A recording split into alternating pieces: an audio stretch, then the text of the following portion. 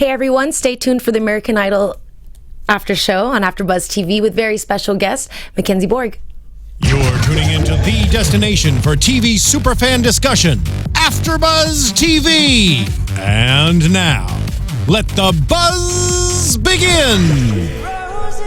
Yes, roses. Everyone, hello, hello, hello. Did you guys just see me get nervous because of our very special guest at the beginning?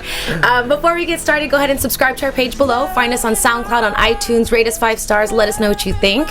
I am your host, Stephanie Giorgi. This is the American Idol After Show with our top 4 American Idol contestant, MacKenzie Bourg. Thank you for coming. Thanks for having me. You did. You made me nervous right now. I can't believe it. I'm sorry. It's okay. How are you feeling? Of course, you got to top 4. That's amazing. Right. Yeah. I don't know. It's weird. I feel like excited in a sense. Not because I got booted off. Just because I'm, I've gotten to use this platform and meet so many amazing people and get so many like tweets, Instagram comments, like all these different things, and like it kind of made me feel like I really did win, like I've already won. Like a lot of people say that, but like I really did feel that, just knowing that whatever does happen, those people have my back. I know. Yeah. And it's amazing just to get this far. Honestly, any top 5 in American Idol, they, what I'm saying? Yeah. They do well. So you are originally from Lafayette, Louisiana. Yes. You moved because you live in Los Angeles now. When did you move out here? I want to say about 2 years ago, 2.5 years ago, yeah. And was it specifically to get into music? For music, yeah. I've been doing a lot of like different writing stuff, like TV and film syncs, like different commercials, stuff like that. Just whatever I could do to kind of like get in the scene. Mm-hmm. Did you go to school out in Lafayette after high school, or when did you? No, I came straight after high school out here. Oh, nice. Okay. Yeah. Oh, right. I forget how young you are. Okay. Awesome. That's good. And so then that was just the main decision. And have you ever auditioned for American Idol before? I had Avalon. She said that she auditioned before but didn't make it. No, I didn't. I want to. No. You didn't? Okay, cool. No, that's great that you made it. What was your favorite performance during this whole season? I don't know. Obviously, Roses is like a huge moment for me. Just kind of taking a song that I like wrote in my bedroom, and then kind of. Did you write it out here or back home? I wrote it at home. My brother kind of had this cool like guitar part, and he kind of showed me it, and we kind of just like did a little thing together, and I just took the song back here and put words to it. So oh, nice. Yeah, so that was obviously a really cool moment for me, especially because it was for votes. So it was like people actually liked it. They actually thought, hey, let's put that kid through.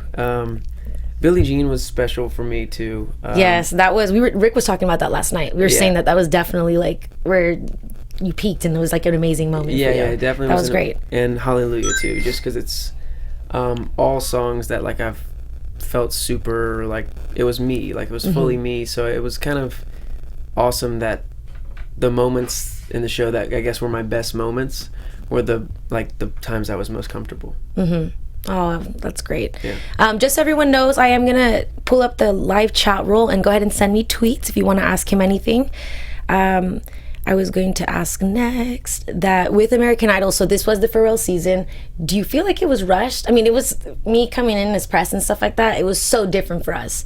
Do you feel like you wish it was longer, or was it enough time? I do feel like it was enough time. I know that like just in terms of like social media stuff, like I've gained so many amazing fans from that, from like just the abbreviated season that I guess I would have loved it to be longer too, I guess, just to have even more people. But no, I think it was like kind of like the perfect amount. It's just enough to kind of make people want to stay interested and really like stay tuned for the last season.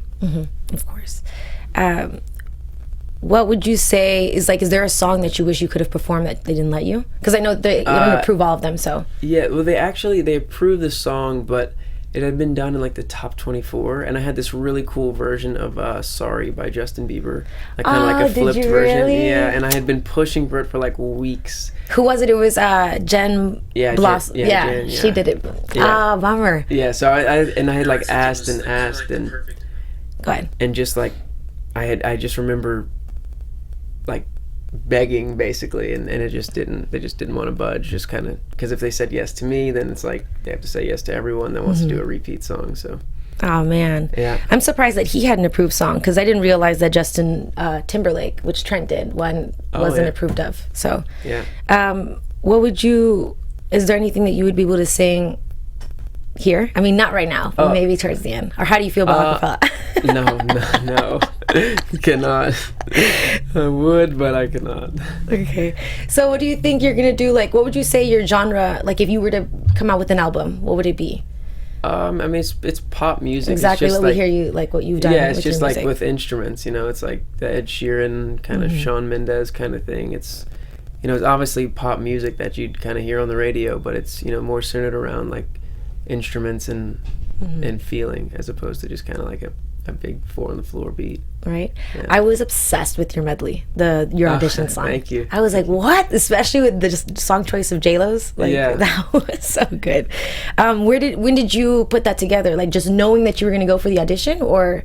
I actually decided to do the audition about 4 days before the Atlanta auditions happened, and you kind of do like an audition before the one you see the judges with the producers and stuff. And I had played a few different songs, and it seemed kind of basic.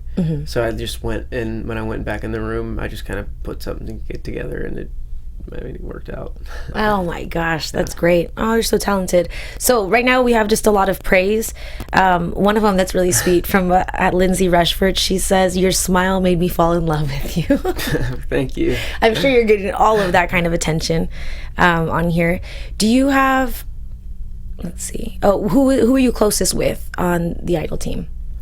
I don't know. Trent's been my roommate for the past like 3 or 4 weeks. We moved hotels a bunch, but before that, Dalton was my roommate. But I'd say the 4 of us that were left, we were all just like really close friends. Right. Like, not that we like had a plan to be the last 4 left. We just we all kind of just adapted. Clicked. Yeah, and just kind of loved on each other. That's so great. What's next now with American Idol? When do you go? You're going to be there for the finale with everyone? Yeah, the finale next week, and I am working on releasing Roses, as soon as possible. It's in talks right now. I just am waiting to get that info back. Nice. Do you have people reached out to you other than just trying to do Roses since this has happened? Like, I'm assuming they know you are located out here. So yes, yeah, it's been cool. Yeah.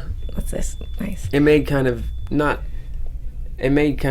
getting kicked off like a little more rewarding. Like, it was like, okay, well, people don't.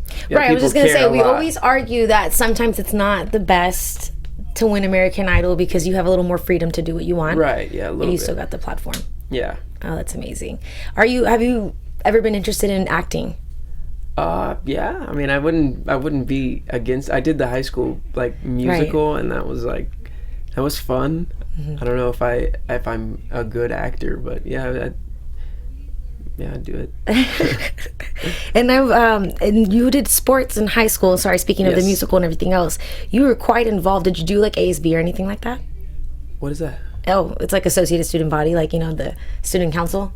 Oh no, I didn't. Okay. That's the one thing I didn't do. I did like music ministry. Like, we had like church at school, and I would kind of like do music in that, and obviously sports was like the mainstay of what I did in high school, and then music was like this close second. And then I guess I don't know, once I got sick, I kind of started focusing a little bit more on music, and it kind of led me here. So now that we brought it up, sorry, from what age to what age, like when did you start getting sick, and then how did that whole process go? I think it was 17 or 18, and I started getting weird headaches, and like, I don't know, I just was feeling horrible, and like it was like repeated doctor visits, like they didn't know what was wrong. And then like one day, like my pee was black. Like I went to like pee, and it was like the color of like Coke. Oh, and I was like, this you got scared. Yeah. So then I was course. like, something's not right here. And it was like it's a virus that shuts down like literally all of your organs. They didn't identify it, or did they? No, it took them like, I was in the hospital for like 2 or 3 weeks. They had to send like samples to like the CDCs for them to figure it out. Oh man, did you get a spinal tap? I did when I first got in the hospital, and the needle broke in my back. No. Yeah. Oh my goodness, I've had one. That's like the worst pain I've ever been in my life. That was like the preview of what was to come. Oh, that's nuts. And then it did just start getting worse, and that's when you got into like ICU and everything. Yeah, I wasn't in a room besides ICU when I was in the hospital. You went so I guess I was in there for so long that like after a while they just kind of like were so happy that I like was still living. They're like, oh, let's keep him here. Like we all feel good about this one, you know. Like I know I'm not gonna lie. The hospital when they did when you went back home, yeah, that was really emotional. No, yeah, that made me like, especially because the hospital's been doing so much construction, so that whole floor is empty. So they like literally just like reopened it for that whole thing. Yeah, and like just redid the room that I was in. So like the whole rest of the hall is empty. And like the only room that was done was the one that I was in, and I was just like, I couldn't have gotten like more emotional. Yeah, I'm sure. And the doctor that basically like, you know, did everything, he doesn't even live in Lafayette anymore. He's like works at a different hospital like in Indiana. Oh wow, did he come? And he came in just for that. Yeah, so it was. Yeah. And it was, you spent like 3 years with him. Yeah. Yeah, I mean yeah. He like, it was crazy. One of the nurses, I want to say like 2 weeks ago, sent me like a text, like a screenshot of a text from him, and it was so cool to kind of like see that he was still like, you know, but more than doing well. Yeah. It was good, top 4 yeah. Oh, that's so crazy. Oh, that's awesome. Yeah. When you got better, did you just didn't care and you're like, I'm gonna do this, like I'm good? Yeah, the funny thing was like the cardiologist for the hospital was like, she's a very traditional like doctor, so she was like, you never play sports again, like you'll use a walker for like 8 months. And like I remember like when we finally left the hospital, like my mom like gave me the walker. She was like running to like open the door in the house, and like as soon as she like stopped looking, I just like threw the walker over the neighbor's fence, and I was like, I'm not an old person, like I'm not using a walker. And then so then like I just like set my mind out to like not like kind of like let myself like just be like that. And they say that's the strongest attitude, you know, the best healing power. Yeah. So and like I was literally playing sports within like 3 months after I got out of the hospital. Oh wow. And you're fine, there's nothing like or like what do you have to be cautious about anything? No, I don't have to be cautious. I have like a lower heart function now. Okay. So basically like if I would have been born with it, I would be born with it, I would be fine. But like it just like over time my body will adjust to it. Oh, okay. Yeah, it's nothing. Like it's good. If that's so you can just sing your little heart out. Yeah, exactly. Yeah. Oh, that's great. So, would you say what you experienced made you a better, you know, singer? I mean, as far as passion it goes, like you had to go through a lot and see things differently, you know? Yeah, absolutely. I mean, just literally from taking more risks. I mean, I realized in that moment that like, you know, it's like not every day is a thing like for everyone. Like some people don't have like what tomorrow will be. So I just started to like think that way, and it just kind of opened my eyes up to like this whole different like realm of the universe that I was never even thinking about before. That's amazing. Yeah. Oh, that's so great. And then everything just kind of turned up. Yeah. Since. Yeah. That's great. Yeah. What are you gonna do after like once you finish doing like your tours and everything with Idol specifically, and other than like your single, like do you have any plans on like doing some performances around here? Because I would love to. I played Hotel Cafe, like I want to say in December, like last December, and it was cool. I mean, it was a decent crowd, and I just feel like I know now that I could, you know, kind of fill it to capacity. So it would be amazing to play a show again in there with like literally like, you know, everyone would show up. That would be great, as opposed to like kind of begging people to like come, like when you did it before here. That's crazy. I mean, you'll be able to book a lot of things in the area. Oh, that's awesome. I'm excited about that. But yeah, it's just, I don't know, it's all kind of coming together, and I never would have imagined it like 8 months ago. So that's crazy how things switch up. Is there, I know you had mentioned this already to, I think we asked you yesterday with Jason on not the carpet, the concrete. Sorry, but what, like if you had to say anything to everyone like now, like a message you would send, especially to those who arrive to LA, because I feel like that's so important and people give up quickly, you know? Oh yeah, I mean, coming out here in this city. Yeah, just to come to, when I first came to Los Angeles, I was like, where do I go? Like, what is this? You know, it took me like I want to say like 2 weeks just to figure out how to like get out of the area where my house was. And you know, it's once you really are here and kind of develop relationships, you kind of realize that it's not as big as it seems. I agree. I say this way too many times, and I think I said this in like the last like 3 interviews I had with all of our contestants, but that I always thought LA was like a little private high school. You know, you start here, you're freshman, you have to move your way up. Yeah. And literally you start to know people. Like everyone gets to know each other. We had a mutual friend, you know? Right, so, yeah, exactly. Yeah. That's so great. Well, thank you so much. I appreciate you coming out. And then you don't have like an idea of when we can wait for roses, or? I have an idea, but I don't know if I can say. Not even the month?